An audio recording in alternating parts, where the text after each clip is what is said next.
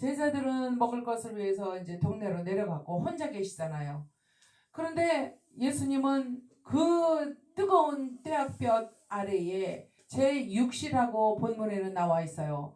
그런데 그 본문의 6시는 이스라엘의 시간표예요. 그 우리나라로 치면 12시예요. 낮 12시. 얼마나 뜨거워요.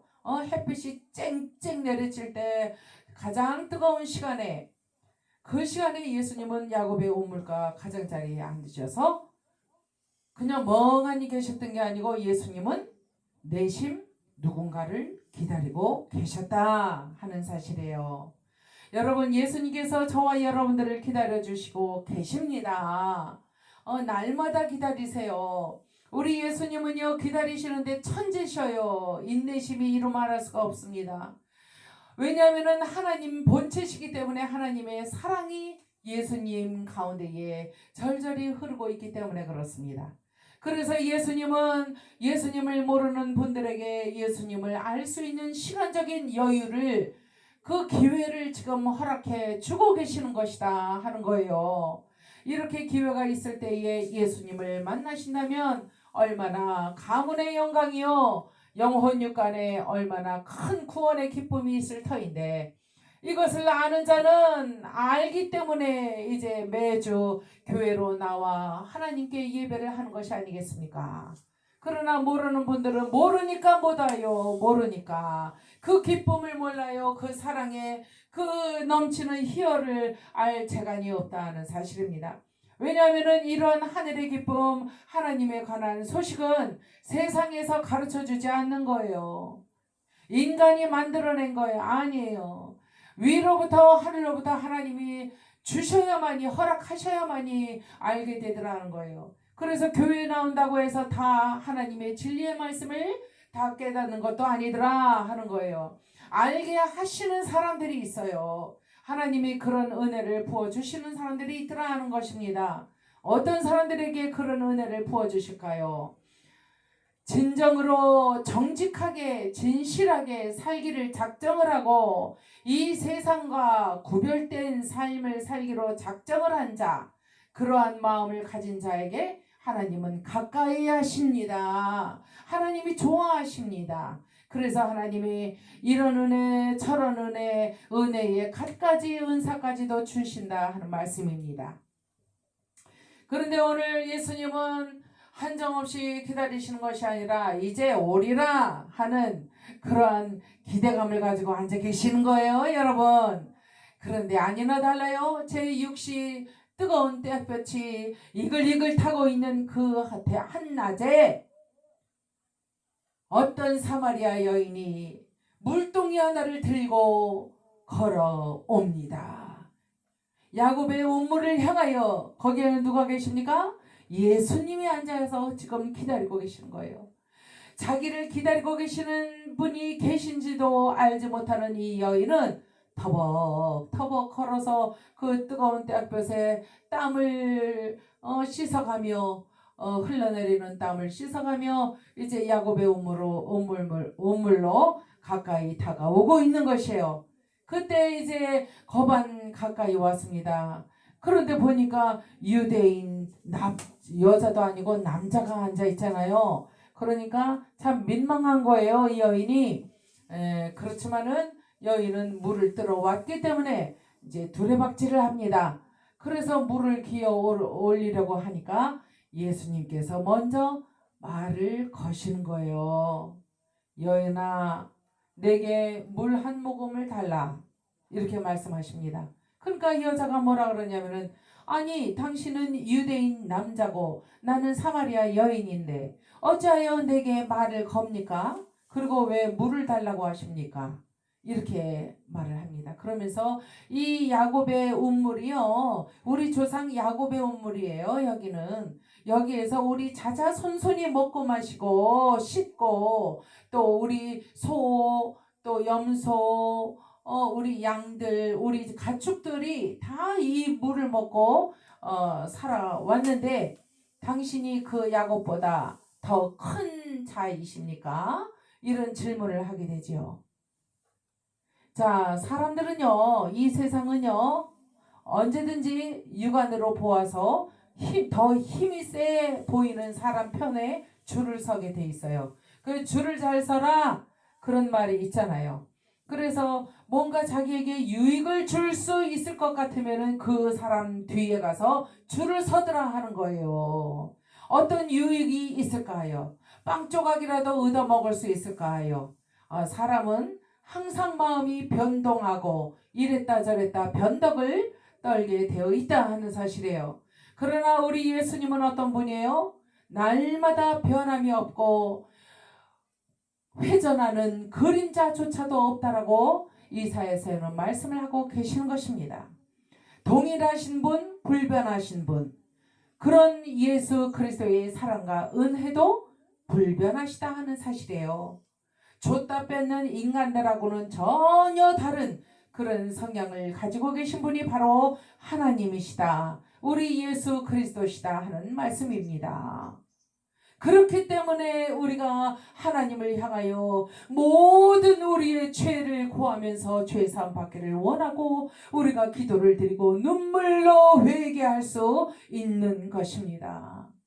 진정하지 아니하고 진정과는 거리가 멀고 변덕을 떨고 그런 신이라면은 어떻게 우리가 의지하고 신뢰할 수가 있겠습니까? 어떻게 우리가 우리의 모든 죄를 고백을 하고 우리의 더럽고 추악한 모든 죄를 고백을 하고 고발을 할 수가 있겠느냐 하는 것입니다. 믿을 수 있기 때문에, 변함이 없기 때문에, 그리고 그분은 우리에게 말씀하십니다. 너희는 나의 딸이요 나의 자식이요 나의 아들이다. 그러므로 내게로 돌아오라. 나는 너희들의 아버지가 되느니라 말씀을 하십니다. 아버지와 자식의 관계는 혈육관계예요. 그래서 끈끈합니다. 그 관계는 아무도 끊어놓을 수가 없는 것입니다. 그것처럼 영적인 아버지가 되시는 우리 하나님 아버지와 우리가 맺은 그 새 언약은 바로 우리의 구주가 되시는 예수 그리스도로 인하여 맺어진 새 언약. 그래서 새 언약이라 그러는 거예요. 그러면 옛 언약은 뭐예요? 여러분들 아시죠? 모세를 따라 율법을 따라 우리에게 주어졌던 그 옛 언약. 그런데 이제는 예수 그리스도께서 이 땅에 오시고 나서부터 하나님께서 예수 그리스도를 통하여 우리에게 무엇을 주셨느냐면은 새 언약을 주셨는데 그 새 언약은 구원에 관한 소식이요 영생을 주시겠다는 하나님의 약속이다 하는 거예요. 하나님의 자녀가 되면 하나님은 영원한 생명을 내가 나의 생명을 너희들에게 줄 것이다 하면서 그 생명을 너희들이 얻게 하기 위해서 흠도 많고 점도 많고 죄악 가운데에 살고 있는 너희들의 죄악을 깨끗하게 씻어줘야 나의 아들과 딸이 되는 권세를 얻게 되는데, 그러기 위해서는 흠도 점도 없는 죄가 없는 분이 이 땅으로 내려오셔서 우리의 죄를 대신하여 우리가 죽어야 되고 우리가 맞아야 되는 채찍을 맞고 우리가 죽어야 되는 십자가의 고난과 그 사망의 그 죄값을 우리 대신 예수 그리스도께서 죄가 없으신 분이 내려와서 그것을 당하셔야 하기 때문에 하나님의 본체이시자 하나님의 아들이신 예수 그리스도를 우리에게 보내주셨다 하는 사실이에요. 예수님께서 이 땅에 오실 때에 예수라는 이름으로 아들의 이름으로 오셨다 하는 거예요. 원래는 누구라고요? 하나님 본체셨다. 그러니까 다시 말해서 하나님이 내려오셨다라는 거예요. 하나님이 고통받아 당하셨어요. 하나님이 채찍 맞으셨어요. 창으로 옆구리를 찔리셨어요. 가시면류관을 쓰셨어요. 여러분들, 나의 자녀를 위하여 우리 부모님들은 생명을 마다하지 않고 내어 줄 수가 있는 것입니다. 진정한 친구, 사랑하는 친구를 위하여 자기의 목숨을 버리면 그것보다 더 큰 사랑이 세상에 없다라고 말씀을 하고 계시는 것입니다. 그 사랑의 출처가 어디예요? 영원한 사랑, 변하지 않는 사랑, 불변한 사랑, 진정한 사랑, 순수한 사랑, 생명을 바치고자 하는 희생적인 헌신적인 사랑이 어디로부터 출처가 돼서 내려왔느냐? 바로 예수 그리스도를 통하여 하나님의 사랑이 우리에게 절절히 흘러 넘쳐 흘렀다 하는 사실입니다. 그래서 오늘 예수님은 야고보의 우물가에 앉아서 이 여인을 기다리고 있었다. 이 여인 가운데에는 하나님을 믿는 여인이었지만 진정한 믿음이 없었어요. 메시아가 누군지도 모르고 어떻게 기다려야 되는지를 모르고 있었다 하는 사실이에요. 오늘날 이스라엘 백성들이 그렇지 않습니까? 예수 하나님을 믿지만은 구약의 구절을 따라서 옛 언약대로 하나님을 믿고 있으니 이미 새 언약으로 오신 메사야 크라이스트를 알지 못함으로, 예수님을 알지 못함으로 이미 2000여 년 전에 자기들 가운데에 오셨다가 돌아가신 예수 그리스도, 부활하신 예수 그리스도를 영체로, 생명력 있는 생명체로, 영원한 생명으로 받아들이지 못하고 깨닫지 못했으므로 말미암아 오늘도 메시아여 언제나 오시렵니까 하면서 통곡의 벽을 붙들고 울고 있다라는 사실이에요. 여러분, 그런데 이 본문에 나오는 사마리아 여인이 바로 그 짝이에요. 그 짝. 그런 믿음, 죽은 믿음을 가지고 있었다라는 거예요. 죽은 믿음. 산자의 하나님은요, 산 믿음을 가진 자만을 상대하십니다. 산자의 하나님은요, 산 믿음으로 새 언약으로 맺은 자식만을 참된 자기의 자식으로 참가지로 여기신다는 거예요. 이스라엘 백성들이 선택받은 민족이지만은, 그러나 어떻게 됐습니까? 지금 곁가지만도 못한 믿음을 가지고 있지 않습니까? 그러므로 하나님께서는 참가지라 할지라도 하나님을 배반하고 변절하는 믿음을 가진 자는 얄짤없이 잘라버리겠다 하시는 말씀이에요. 그러나 곁가지라 할지라도 그 배나무에다가 사과나무 접붙이듯이 곁가지라 할지라도, 그러나 진실한 믿음을 가지고, 진실하게 불변한 믿음을 가지고, 산자의 믿음을 가지고 하나님을 신뢰하고 하나님을 신앙하는 사람에게 하나님은 참 아버지가 되어주신다는 사실이에요. 이것이 이 세상과 원리가 전혀 다른 하나님 나라의 원리다. 사랑의 원리, 살리시는 원리, 그러한 원리다. 하나님의 뜻이다 하는 사실입니다. 이 여인은요, 어디에서 예배를 해야, 참된 예배를 해야 되는 줄도 잘 모르는 여인이에요. 우리 조상들은 그리심 산에서 예배를 해야 된다라고 하는데 그것이 맞습니까? 예수님께 향하여 이런 질문을 던지고 있는 것입니다. 그러자 예수님이 뭐라 그래요? 여인이요, 야곱의 물을 아무리 마셔봐라. 돌아서면 또 갈증이 나지 않느냐? 그럼 또 물길로 여기 나와야 돼. 그러한 수고를 해야 되지 않느냐? 그러나 내가 주는 물이 있다. 내가 너에게 선물을 줄 것인데 이 선물을 주는 자가 누구인지를 네가 알았더라면은 그를 향하여 네가 소원했을 것이다. 내게도 그 물을 주옵소서. 영생하는 물을 주옵소서. 다시는 이 우물로 물길로 땀을 흘리며 사람들의 눈치를 보며 나오지 않도록 해주소서. 네가 그렇게 간구했을 것이다. 그러자 이 여인이 그러한 물이 있습니까? 내게도 주옵소서. 다시는 이곳에 물길로 나오는 수고를 그만하게 하옵소서. 그러는데 그 여인의 영안이 열려버렸어요. 그래서 예수님을 알아봅니다. 주여 이렇게 부릅니다. 이제 선생이여, 라보니여, 그러다가 이제는 주여 이렇게 이제 호칭을 달리 부르게 되는 거예요. 하나님을 알게 되면요, 여러분들의 심령의 변화가 일어나게 돼요. 여러분의 심령의 변화가 일어나게 되면은 세상에서 중요하게 여기는 것, 가치 있게 여기던 것이 이제 사도 바울의 고백과 같이 분포와 같이 보이게 된다는 거예요.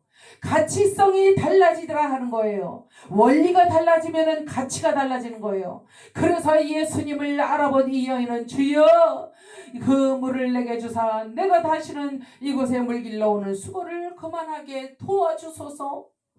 그러나 이 여인은 예수님을 절반만 알았지 100% 다 알지는 못한 상태였어요. 그러자 예수님이 뭐라 그러십니까? 가련한 여인이요. 그리심산도 아니고 서울도 아니고 광주도 아니요, 의성도 아니고 경상북도도 아니요, 전라도도 아니요, 거제도도 아니요. 이제 하나님께서 참된 예배를 할 자들을 하나님이 찾으실 터인데 그 자들이 하나님께 예배할 때가 곧 이르리라. 어떠한 예배요? 참 예배. 거짓된 예배, 형식적인 예배, 의식에 치우친 예배가 아니라 생명을 놓고 하나님께 드리는 참된 예배, 산자가 드리는 산자의 믿음으로 드리는 예배를 할 때가 있는데 그 참된 예배를 할 수 있는 산자의 믿음을 가진 자들이 또한 구별되이 있더라 하는 사실이에요. 그것을 이 여인에게 예수님은 말씀을 해주시는 거예요. 경상도도 아니요, 서울도 아니요, 지역이 중요한 게 아니요, 너희들의 영적인 준비 상태가 중요하다. 마음의 상태가 중요해. 너희들의 믿음의 상태가 중요해. 어떠한 믿음을 가지고 내게로 나와 왔는가가 중요해. 하나님 앞에 나와서 다리 꼬고 껌을 씹으며 예배하는 자매도 제가 봤습니다. 그거 어떡합니까? 그거 그렇게 하지 말라고 가르쳐줘도 못 알아듣는 걸 어떡합니까? 하나님 앞에 11조를 해요, 헌금을 해요, 감사헌금을 드려요. 그리고는 돌아서서 시험에 드는 거는 왜 그랬습니까? 그 믿음의 연약함을 누가 가져다 주는 거예요? 악한 사탄 마귀가. 될 수 있으면은 믿는 자들 가운데 이게 더 시험이 들게 우는 사자와 같이 두루두루 달며 삼킬 자를 삼킨다고 하는 말씀이 성경에 왜 있느냐 하는 거예요. 정신 차리라는 거예요. 이제 때가 거반 다 됐어요. 사회, 정치, 경제, 문화, 종교 부분을 보세요. 다 허물어졌습니다. 이제 공산화가 되고 있어요. 이제 이 세상은 이제 말세 치마를 치닫고 있습니다. 이 지구는 이제 고장이 났어요. 이제 해수면이 점점 높아져서 지면이 물로 뒤덮일 날이 거반 다 되었다는 사실이에요. 눈을 크게 뜨시고요. 하루하루 살아가는 삶에 집중하시기보다는 전 세계를 향하여 여러분들의 눈을 두루두루 돌아보시기를 바랍니다. 그리고 생각을 하세요. 어떻게 하는 것이 내가 과연 참된 믿음을 가지고 사는 방법이고 길인가? 어디가 길인가? 어디가 살 길이요, 구원의 길이요, 좁은 길이요, 어느 길이 넓은 길이요, 많은 사람들이 죽음으로 멸망으로 치닫고 있는 길인가? 그것을 잘 분별하여 그것을 구분해야 한다 하는 말씀이에요. 그러려면 영안이 떠져야 돼요.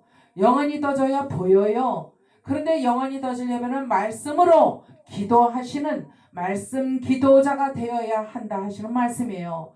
기도만 열심히 한다고 되는 것도 아니고 말씀만 열심히 본다고 해서 되는 게 아니요. 말씀으로 로고스의 말씀을 66권 성경의 말씀을 가지고 레마의 영적인 음성을 들으며 기도하는 말씀의 기도자가 되어야 한다 하는 말씀이에요. 그 자가 산자의 믿음을 가진 자요, 하나님께서 찾으시는 진정한 마지막 말세에 참된 예배자다 하는 말씀인 것이에요. 그래서 이 여인에게 말씀을 하십니다. 거리신산도 아니요, 예루살렘도 아니요, 저기 여의도 순복음 교회 그 큰 교회도 아니요, 그리고 여기 신봉리에 있는 은혜동산 한영교회 이것도 아니요. 그러니까 지역이 중요하고 장소가 중요한 게 아니요, 너희들의 마음 자체가 중요하다. 너희들의 중심이 어디에 있는가를 살펴봐라. 아멘. 하나님을 더욱더 뜨겁게 사랑하시기 바랍니다. 예수님을 좀 만나보세요. 놀라운 일이 생겨요. 저는요, 상당히 이성적인 사람이었어요. 혼적인 사람이었어요. 제가 판단하고 생각해서 아니면 아닌 거예요. 그랬던 사람이에요. 고집이 충만했던 사람이에요. 그런데 하나님을 만나자 나의 영적인 교만이 와르르 무너지고 하나님 앞에 새 생명을 얻게 된 이후에 저희의 삶은 변화가 되었다 하는 사실이에요. 제가 바보라서 하나님을 믿는 거예요? 제가 바보라서 목사가 되었습니까? 그것이 절대로 아니라는 사실이에요. 저는 이번에도 추석에 전도 버스킹을 하러 가서 하나님께서 보여주시는 놀라운 기적을 체험을 하고 돌아왔습니다. 그게 궁금하신 분들은 은혜동산으로 올라오시면 제가 말씀을 간증을 해드리도록 하겠습니다. 이제 시간이 다 되었으므로 말씀을 맺겠습니다. 하나님은 영이시니 예배하는 자가 신령과 진정으로 예배할지니라. 성령의 기름 부으심을 받은 자가 이러한 예배를 할 수 있는 자다. 신령과 진정으로 하는 예배를 할 수 있는 산자의 믿음을 가진 자다. 참된 예배자다. 이 말씀을 신비에 새기시고 마음에 새기시고 이제 오늘부터는 내가 진정한 참된 크리스찬, 내가 진정한 예배자가 되리라 결단하시는 저와 여러분이 되시기를 주의 이름으로 축원합니다. 축원합니다. 축원합니다. 기도하시겠습니다. 아버지 하나님이여 감사합니다. 오늘도 어떻게 하나님을 사랑하고 섬겨야 하는지를 하나님의 말씀을 통하여 배웠습니다. 아버지 하나님의 말씀대로 순종하며 살아가는 영생을 얻은 자로 축복하여 주시옵소서. 예수님의 이름으로 감사하며 기도 올리옵나이다. 아멘.